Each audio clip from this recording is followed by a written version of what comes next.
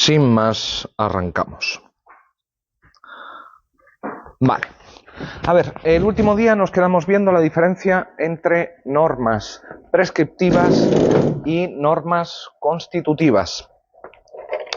De hecho, vimos la clasificación completa de von Wright. Buenas tardes. Vimos que había tres tipos principales, que eran prescriptivas, constitutivas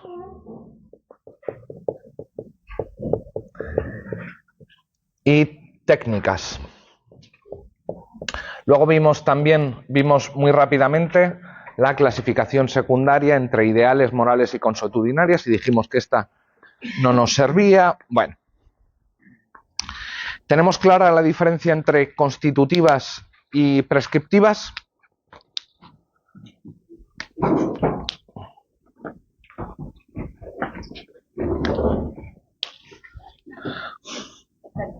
Bien, gracias. Todo un detalle. Bueno, lo que me interesa es que hoy establezcamos qué son las normas técnicas. ¿Recordáis qué eran las normas técnicas? No está ahí. No lo he explicado todavía. Pero lo expliqué hace unos pocos años a los que os di clase. A ver, se llaman normas técnicas o instrucciones.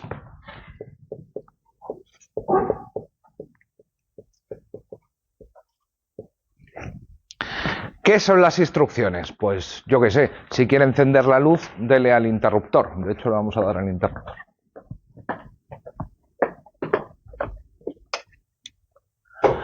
Estas normas lo que hacen es establecer un enunciado de tipo condicional.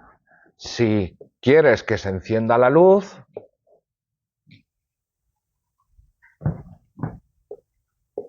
tienes que tocar el botón o encender el botón.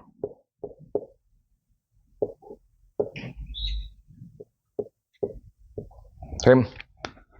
En este sentido, establecen en su consecuente, en la parte de la derecha, un fin que es considerado valioso. Bueno, la mayoría de las veces sí, pero no necesariamente. Es un fin presupuesto. ¿En qué sentido? En que yo te puedo dar las instrucciones para encender la luz, para pintar una réplica de la Capilla Sixtina, que sería muy bonita, o para suicidarte, o para cometer un asesinato y que no te pillen. ¿Vale? Una norma técnica en este sentido lo que hace es presuponer un fin y te da los medios necesarios para alcanzar ese fin. El fin es presupuesto por el interlocutor, pero el hecho de que sea presupuesto no significa que lo considera bueno o lo considera malo. Simplemente que lo presupone. Oye, si tú quieres hacer esto, entonces debes. Pero cuidado, este debe no es el mismo debe o el obligatorio que nos encontramos aquí, ¿eh? No son lo mismo. En las normas prescriptivas, ese debe supone que tú tienes que llevar a cabo el comportamiento independientemente de tu voluntad. Si yo os digo prohibido fumar, ya, pero es que yo quiero mucho, ya, pero cuando te digo está prohibido fumar es que independientemente de lo que tú quieras, hay que no llevar a cabo ese comportamiento. Sin embargo, en las normas técnicas, a ti nadie te dice, por ejemplo, pongamos un ejemplo tontorrón, una receta, la receta para hacer arroz de caldero.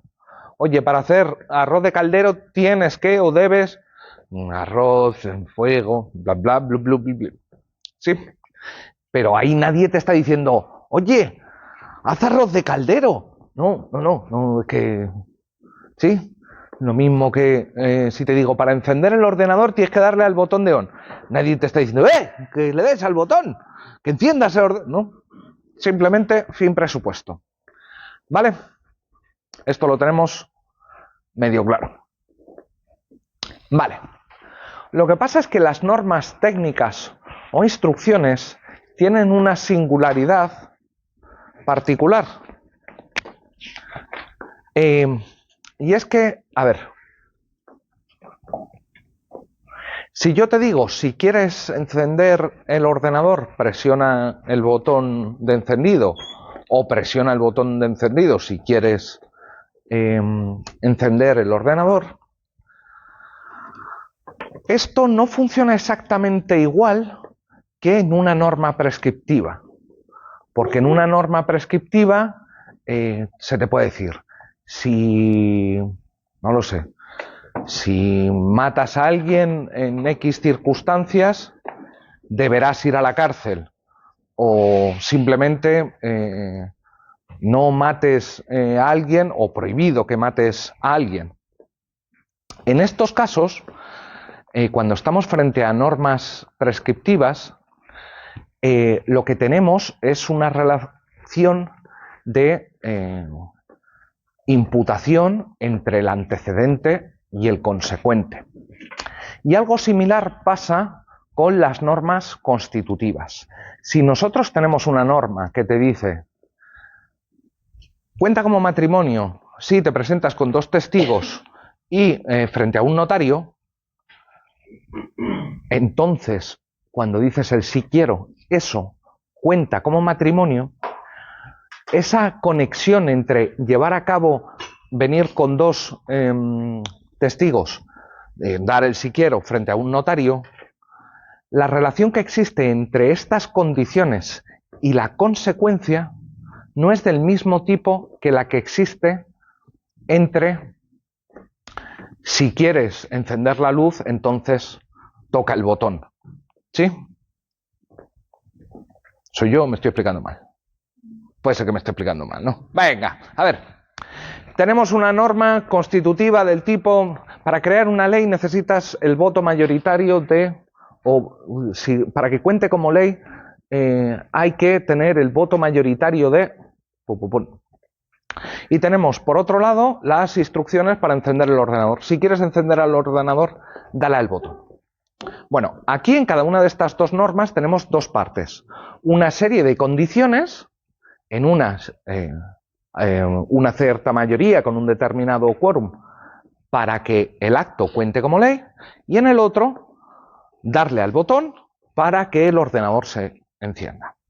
Bueno, el punto es en que, o la diferencia fundamental reside en el tipo de conexión que hay aquí. Si se vota la ley con suficiente número de personas y hay quórum, entonces ley. Y si quieres encender pulsa el ordenador, pulsa la tecla de encendido si quieres encender el ordenador. ¿Alguien ve cuál es la diferencia entre uno y otro?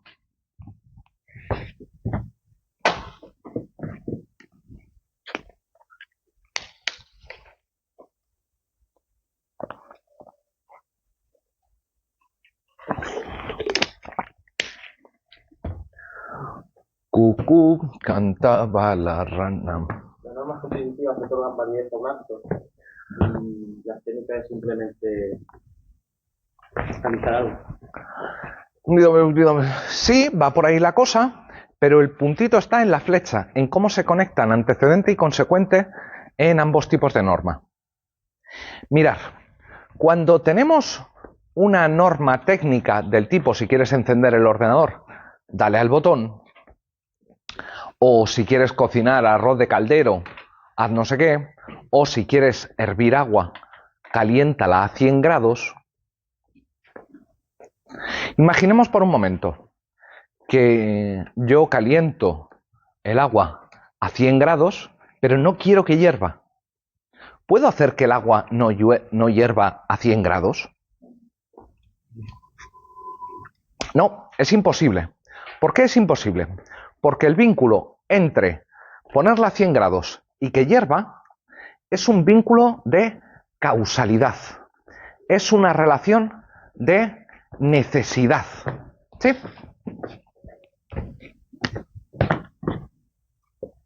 necesidad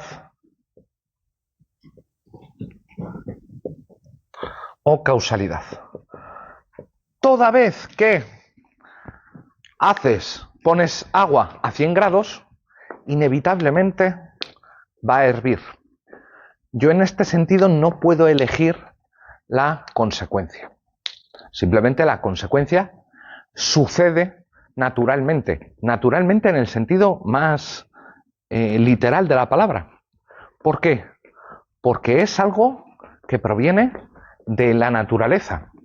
De hecho, las normas técnicas o instrucciones lo que hacen es presuponer una relación de causalidad entre dos eventos, entre X e Y, y estas relaciones de causalidad suelen ser descritas o son descritas mediante enunciados anancásticos. ¿Qué es un enunciado anancástico? Un enunciado anancástico es lo que podemos o lo que llamamos normalmente una ley científica. Ya bueno, ¿y qué es una ley científica? Por supuesto, ahí cuando es ley no se refiere a que sea algo dictado por los seres humanos, anancástico. Lo que quiere decir que sea una ley científica es que nosotros, como sujetos, hemos sido capaces de identificar una correlación entre dos eventos. Por ejemplo, la ley de Newton. La ley de Newton, ¿qué te dice? Que dos cuerpos se atraerán con la misma fuerza. ¿Sí? O con diferente fuerza dependiendo del peso. ¿Esto qué es? Esto no es en sí la relación de causalidad. Es la descripción de una relación de causalidad. ¿Sí?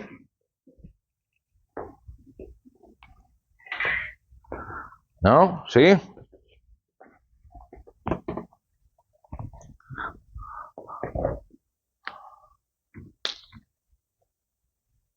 Por el contrario, en las normas constitutivas, en la norma, si vas con dos testigos frente a un notario y das el si quiero, eso cuenta como matrimonio, eso es, o ahí la relación no es de naturalidad, no es que surja físicamente un nuevo estado civil llamado matrimonio por el hecho de que tú has realizado dos testigos, sino que es una imputación en el sentido de que la realización de la consecuencia depende de un acuerdo social, de una norma. ¿Sí?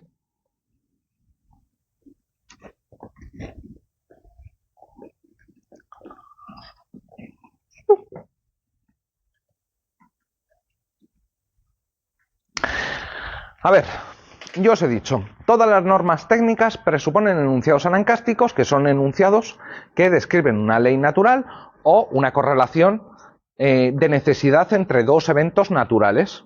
¿Sí? Vale. ¿Existen normas técnicas en las que no hay tal relación de necesidad o causalidad, no están justificadas o no presuponen un enunciado anancástico? A ver, desde hace unos años la cocina ha avanzado mucho y ha habido mucho chef y mucha chef que lo que han hecho ha sido investigar los fundamentos biológicos, químicos y físicos de la comida, ¿vale? Claro, hay gente que ha decidido hacer helado con helio, ¿sí?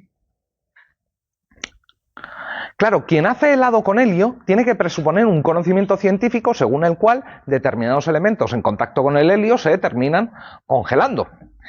Pero, ¿qué pasa? Que el recetario tradicional español, murciano, donde queráis, presuponía enunciados anancásticos. A ver, son normas técnicas porque te dice si quieres hacer un paparajote o si quieres hacer zarangollo o si quieres hacer lo que quieras.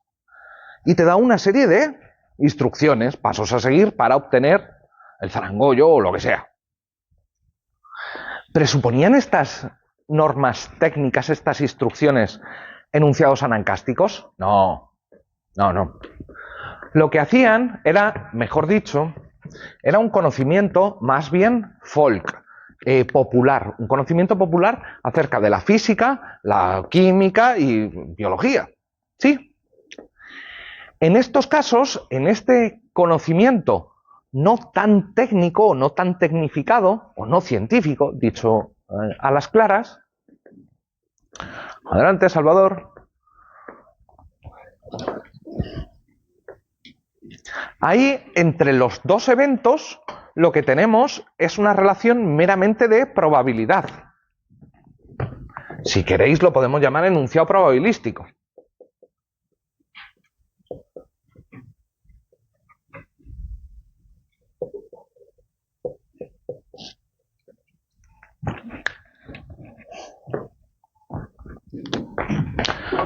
¿Son normas técnicas? A ver, si uno define norma técnica como aquella que presupone un enunciado anancástico, por supuesto, verdadero, pues no serían normas técnicas. Pero ¿cómo llamamos a las recetas y a ese tipo de cosas si no son instrucciones? Porque claramente orientan el comportamiento de alguna medida, en alguna medida. A ver, no te dicen, haz paparajotes, ¿no? Lo que te están diciendo es, si quieres hacer paparajotes, tú sabrás si quieres hacer paparajotes o no, pero sí te da una guía en el caso de que quieras. Sí te orienta el comportamiento. Pero claro, por el hecho de que no tengan enunciados anancásticos, o nos buscamos otro nombre, o simplemente aceptamos que dentro de las instrucciones o reglas técnicas nos podemos encontrar también normas que no presuponen enunciados anancásticos. ¿Sí? ¿Bien ahí? Pregunta, ¿hay normas técnicas en el derecho?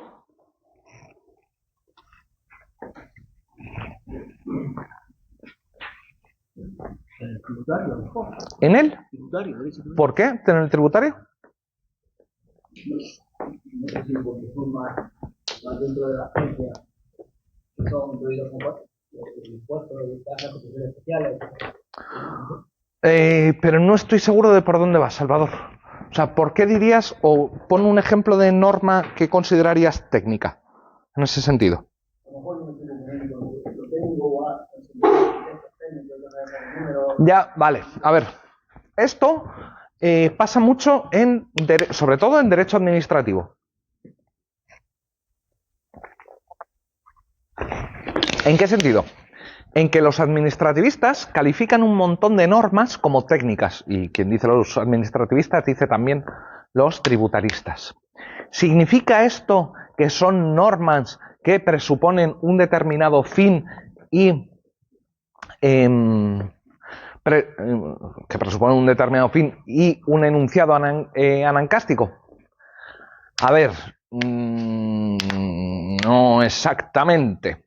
Nosotros en el ordenamiento jurídico tenemos normas, por ejemplo, acerca de... ¿Os acordáis que cuando os hablé de Soflo os dije que había una serie de normas técnicas que no llegaban a ser publicadas y que de hecho tenías que pagar para poder acceder a ellas? Por ejemplo, si tú quieres edificar y quieres construir una casa, hay una serie de normas acerca de cuánto cemento, qué tipo de cemento, con qué densidad, cuánto tipo de hierro para el hormigón armado y de qué calidad. ¿Vale? Te dicen, mire, para construir una casa tiene que ponerle esto de hormigón, esto de hierro, este tipo de hierro, y así, y asado. ¿Es eso una norma técnica? A ver, si vayamos al caso más, o al caso simple. Si yo quiero encender el ordenador y en lugar de darle al botón de encendido me doy cabezazos así con el ordenador, ¿voy a conseguir encenderlo? Pues no, evidentemente no lo voy a conseguir. Pero la pregunta es, ¿un edificio al que no le pongo el cemento de determinada calidad o no le pongo suficientes hierros dentro del hormigón armado, deja de ser un edificio? ¿O hace que no alcance el objetivo edificio? Hombre, a lo mejor sea un edificio que no cumple la normativa, pero un edificio será, o sea, un edificio de mierda.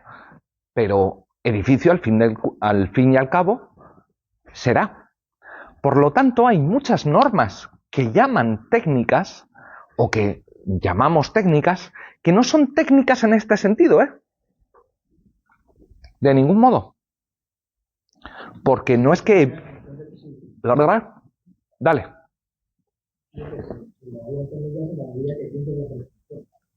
el edificio sea, tenga la validez, tenga el constituido de la norma, es una norma, en este caso, prescriptiva. Todo lo que debe cumplir la norma técnica es como para que se lo olvide cambiar.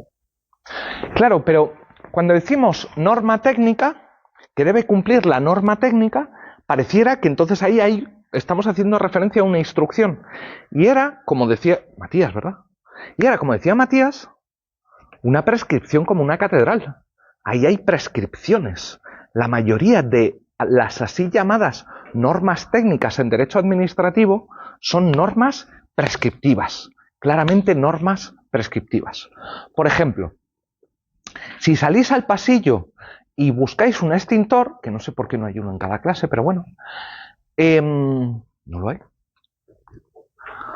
Es muy probable que, si os fijáis en lo que pone UNE, que es una norma española, son las siglas de una norma española, que es una organización que a lo que se dedica es a formular normas así llamadas técnicas. Por ejemplo, sobre cómo tienen que funcionar los... ahora se me ha ido la palabra.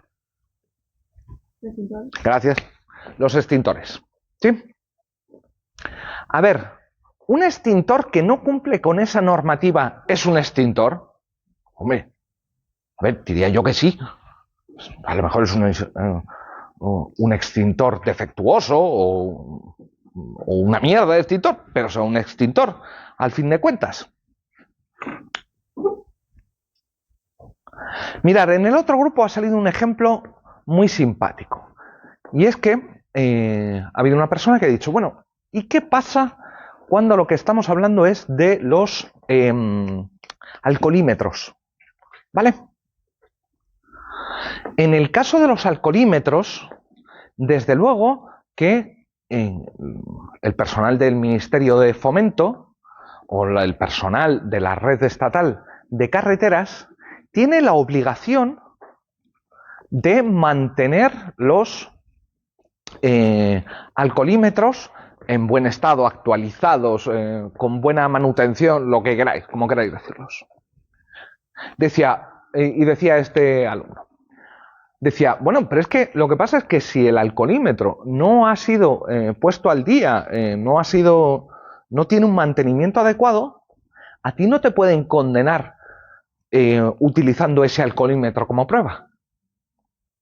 Claro, si el alcoholímetro es del año 82, sople en esto, bueno, yo soplo, pero vamos, como si le soplase así en la orejita, el mismo valor probatorio. ¿Sí?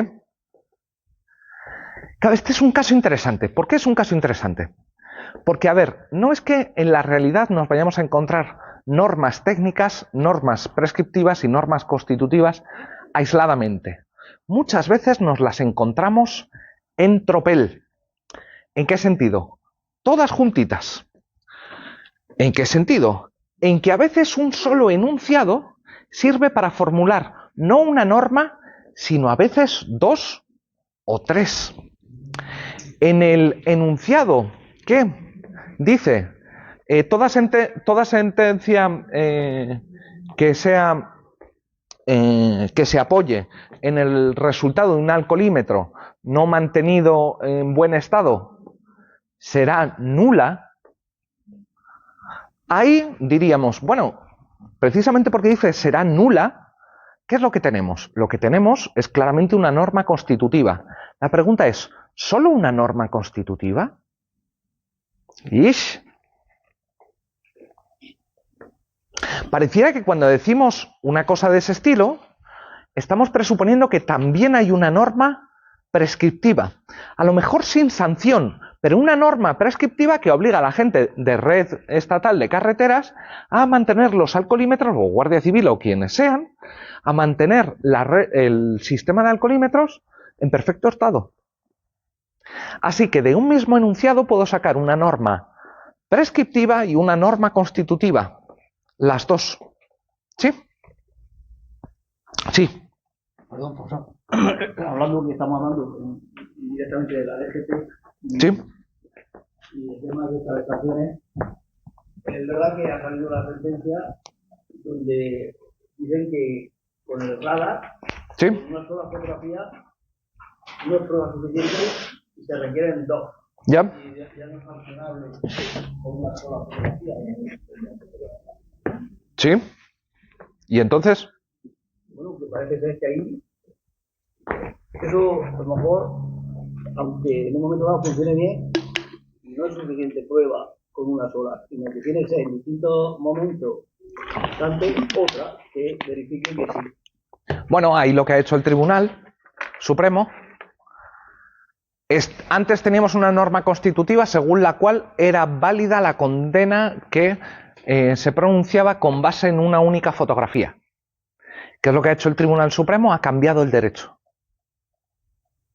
Ha cogido y ha borrado, así con el codito, y ha escrito las leyes de nuevo.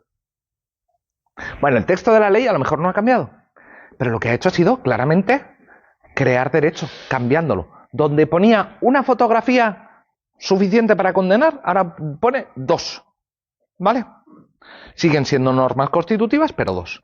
A mí lo que me interesa es el caso en el que, por ejemplo, no me acuerdo qué artículo es, de la Ley Orgánica del Poder Judicial, que dice que toda sentencia deberá ajustarse a derecho. ¿Sí? Si yo digo toda sentencia deberá ajustarse a derecho, esto parecería que expresa al menos las 2 siguientes normas. Una primera norma dirigida a jueces, juezas, magistrados, magistradas, según la cual debes decidir en derecho. ¿Cuáles sean las consecuencias de no decidir con base en derecho? Es otra cuestión. Puede que no tenga ninguna. ¿Qué pasa si los miembros del Tribunal Supremo se saltan en derecho o los del Tribunal Constitucional?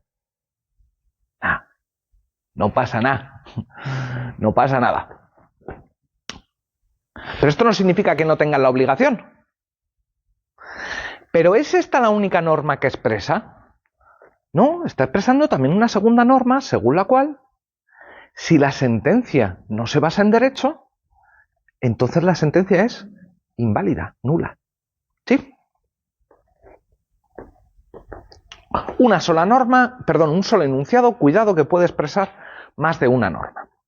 Pero a ver, yo me pregunto, hemos dicho que las normas técnicas son instrucciones que te llevan a decir cuáles son los pasos necesarios para alcanzar un determinado objetivo.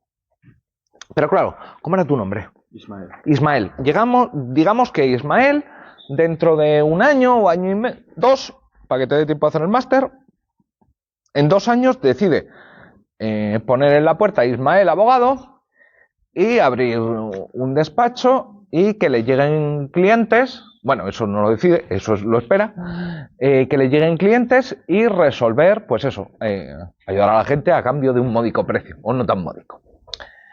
Vale. Y yo lo que tengo que hacer es, yo qué sé, tenemos entre 6 hermanos una finca que tiene 2 casas, una piscina y una zona agraria. Nos decidimos que ya no queremos seguir adelante con ese bien en copropiedad y pedimos la disolución de ese... Ay, que ahora no me sale la palabra. De esa comunidad de bienes, gracias. A ver, ¿qué es lo que va a hacer Ismael?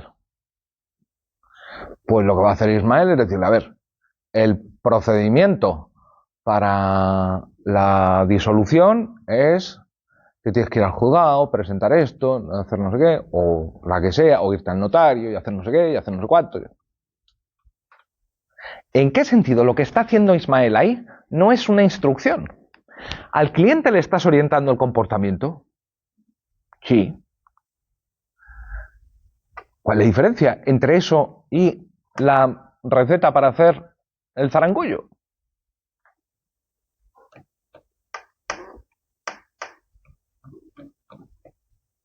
No hay diferencia. Tú lo mismo das recetas de zarangollo que consejos legales.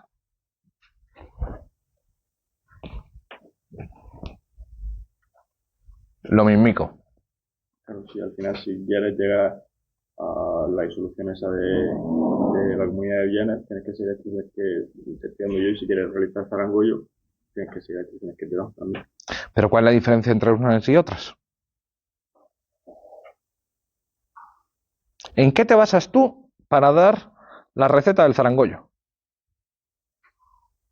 En los conocimientos gastronómicos.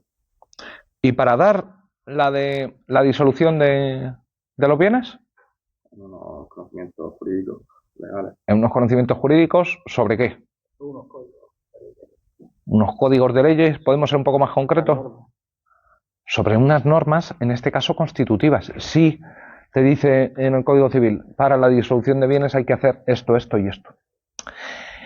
Es exactamente así que te dice, si quieres hacer esto, haz no sé qué, no sé qué, no sé cuántos. Mirad, son muy pocos los casos en los que el legislador te da, por decirlo así, lo que podemos llamar técnicas o normas técnico-constitutivas.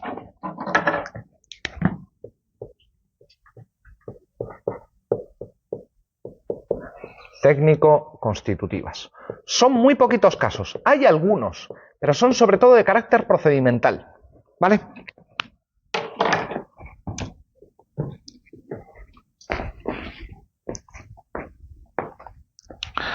¿Cuál es la diferencia entre eso y una receta? Pues mirar que en una norma técnico-constitutiva, en lugar de estar presuponiendo un enunciado de causalidad, ¿qué estoy presuponiendo? Pues una norma constitutiva. Claro. Cuando Ismael da un consejo, no es que lo dé con base en un conocimiento legal genérico, sino sabiendo lo que dice una norma constitutiva que te dice, para que la solución de la disolución de la sociedad sea válida, hay que hacer esto, esto y esto. ¿Sí?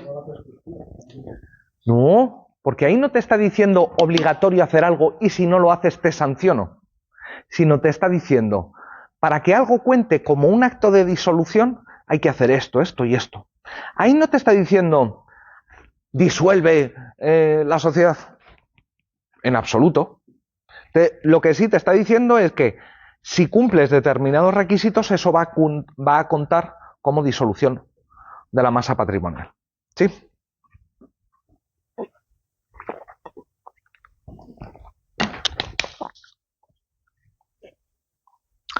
¿Hay veces que el legislador se expresa en términos técnico-constitutivos? Sí, pero si estamos diciendo que las normas técnico-constitutivas no presuponen enunciados anancásticos, sino que presuponen normas constitutivas, si el legislador se expresa en términos técnico-constitutivos, está presuponiendo normas constitutivas.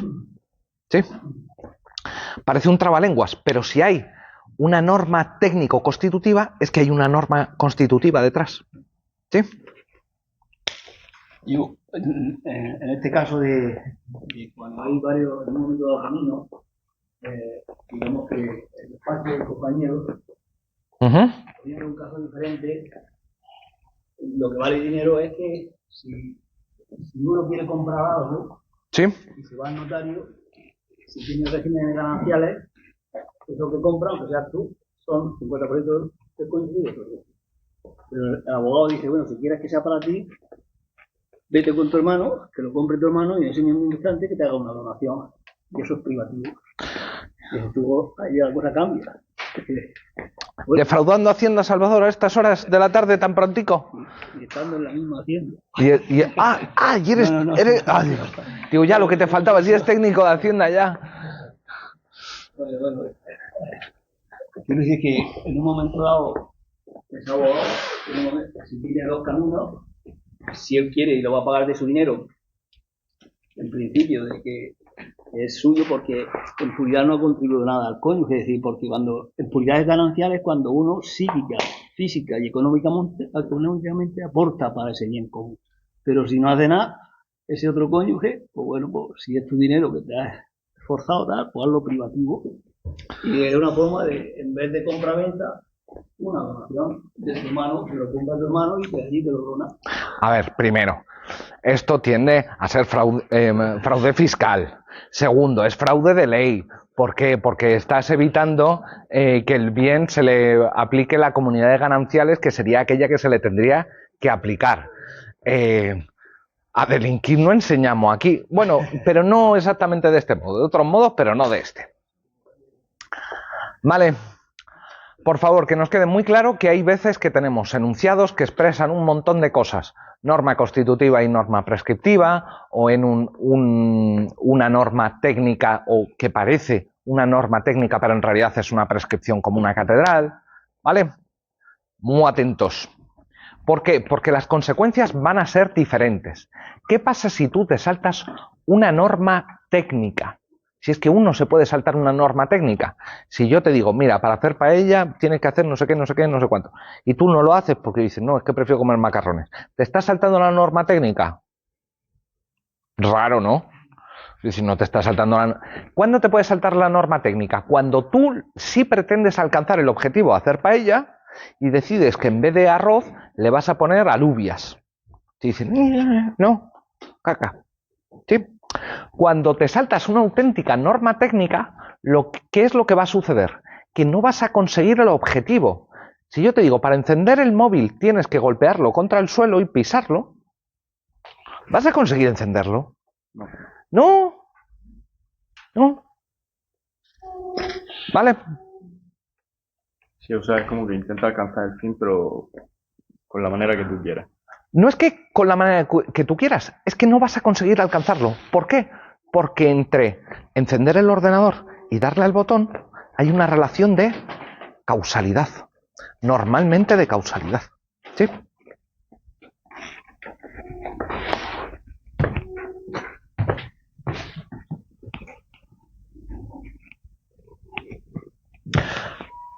Si no hay preguntas, pasamos a una segunda clasificación, que es aquella de Ricardo Guastini, la clasificación ya no de normas en general, sino de normas jurídicas, ¿vale? Y es que el bueno de Guastini distingue entre normas jurídicas en sentido estricto y normas jurídicas en sentido amplio. Mirad, ¿por qué es importante? O bueno, lo primero, ¿qué son las normas jurídicas en sentido estricto?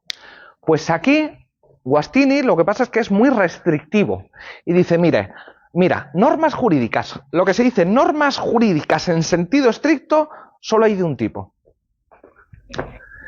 que son las prescripciones, pero no cualquier prescripción, sino las prescripciones imperativas.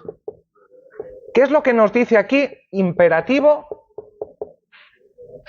respecto de prescripciones? Que es solo prohibición y obligación. No los permisos. Los permisos estarían aquí abajo. Sería un tipo de norma jurídica en sentido amplio. ¿Por qué sostiene Guastini esto? A ver, tiene mucha razón. Tiene razón al menos en parte. A ver, si yo digo que existe libertad de culto, que tenéis permiso para practicar cualquier religión, ¿esto te lleva a practicar alguna religión? Pues evidentemente no. Si yo te digo que para hacer paella tienes que hacer esto, te dice si tienes que hacer paella o no. No. Si tienes las normas constitutivas acerca de los requisitos para casarse, ¿esto te dice que te cases? Pues evidentemente tampoco. Pero si te digo cállate, o prohibido matar, o asocio una pena al matar, entonces ahí la cosa cambia. Porque claro, ahí ya no te estoy diciendo haz puedes alcanzar este resultado institucional, o tienes libertad para hacer esto, ahí te digo haz esto. ¿Sí? Por eso Guastini dice que obligaciones y prohibiciones son las únicas normas que realmente dirigen el comportamiento, porque en las otras, por decirlo así, te da opciones. En las prescripciones imperativas, no. Ahí es prohibido esto, obligatorio lo otro. ¿Sí?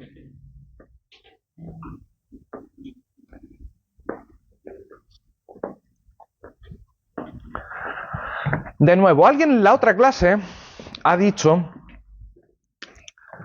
Ah, pero eso es... Oh, no, perdón.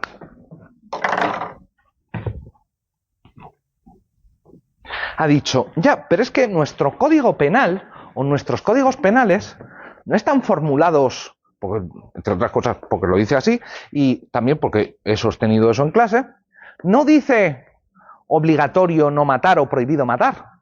¿Qué es lo que hace el código penal? ¿Qué es lo que hace el código penal? ¿Hace algo el código penal? Le salen patitas y se va corriendo. Que quien matare a otro Dale. será condenado con la pena de prisión Da igual, de 50 a 1000 años. Si matas, entonces, prisión. Te dice, ¿dónde está aquí la obligación o la prohibición? ¿Alguien sabe cómo está o por qué hay ahí una obligación o una prohibición implícita? ¿Sois capaces de reconstruirlo?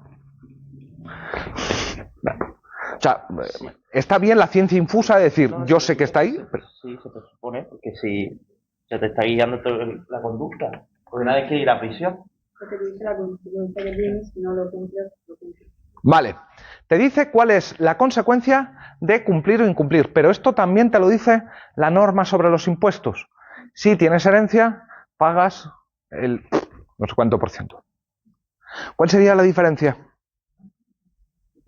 ¿No ves ninguna diferencia entre pagar impuestos y que te metan en la cárcel? Yo entiendo que si en el artículo 15 de la Constitución Española se tiene derecho a la vida, si te la quitan, te quitan un derecho y por lo tanto Y por lo tanto, privación de libertad. hombre, pero ahí te falta una norma entre medias, que es la del Código Penal que establece la pena de prisión. Pero la pregunta es, cuando tenemos una norma que te dice quien comete este acto tiene asociada esta pena de prisión, ahí donde veis el obligatorio o el prohibido.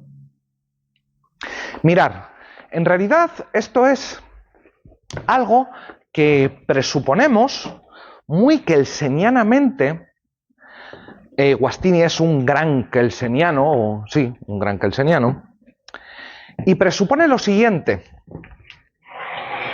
Pero cuidado que este presupuesto no es siempre plausible y de hecho yo he hablado en contra de este presupuesto. Dices, si matas, prisión. Bueno, aceptemos que la prisión es una sanción. ¿Vale? ¿Qué es una sanción? Castigo. Ok, simplemente un castigo. Una norma coercitiva, ¿no? Una sanción no es una norma coercitiva. Una sanción es que te lleven preso. O que te den latigazos, o yo qué sé. La consecuencia. Las dos cosas. Una sanción es, desde luego, una consecuencia desagradable, pero una consecuencia desagradable, no cualquier consecuencia desagradable. Si vas por la calle y metes el pie en un charco hasta la rodilla, ¿es desagradable? Sí, pero nadie diría que es una sanción. Si tú te pillas el COVID, ¿es desagradable? Sí, pero no es una sanción. Si te mueres, es desagradable. Bueno, no lo sé, pero supongo que no es desagradable. O sea, que es desagradable y no es una sanción. Para que algo sea una sanción, en Kelsen y Guastini suscribe plenamente esto, es porque o bien te estás saltando una norma de obligación o bien una norma de prohibición. Claro, en este sentido el Código Penal te dice, si matas, 15 años de cárcel. Pero ¿cuál sería la cosa completa? ¿O cómo serían las dos normas completas? Porque no es una, son dos. Es matar está prohibido. El que lleve a cabo este acto prohibido debe ser metido en la cárcel 15 años. ¿Sí? Para Guastini y para Kelsen, entre sanción y obligación y prohibición, existe una relación, una conexión conceptual. Yo no puedo definir qué es una sanción prescindiendo de la idea de obligación o prohibición. O mejor dicho, puedo definir qué es una prohibición o una sanción o una obligación con base en la sanción. ¿Qué es una sanción? La consecuencia del incumplimiento de una obligación. ¿Sí?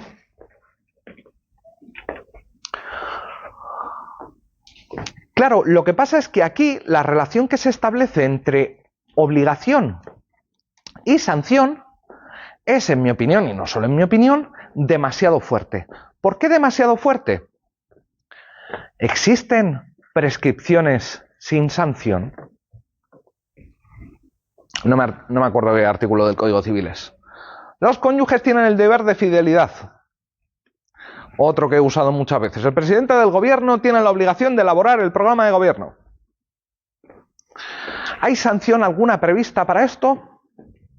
Ninguna. ¿Significa esto que no es una norma prescriptiva? Yo diría que sigue siendo una norma prescriptiva. Una norma que te dice que algo es obligatorio o que algo está prohibido. De hecho, nosotros, cuando hemos establecido la semana pasada la diferencia entre normas prescriptivas y normas constitutivas, uno de los criterios que hemos empleado para distinguirlas es decir que mientras que en las prescriptivas, si hay prevista alguna consecuencia, esta es una sanción, en las constitutivas, si hay prevista alguna consecuencia frente al no seguimiento, es la invalidez.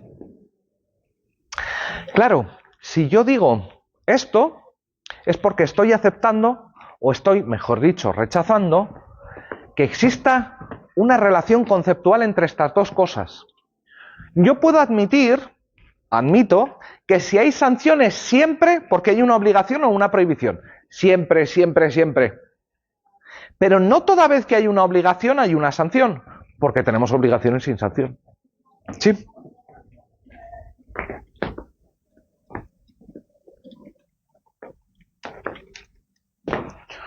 Churu, churu, churu, churu. Y parece que es la hora. Nos vemos en un ratico. El grupo 1 sí, nos vamos a la otra clase.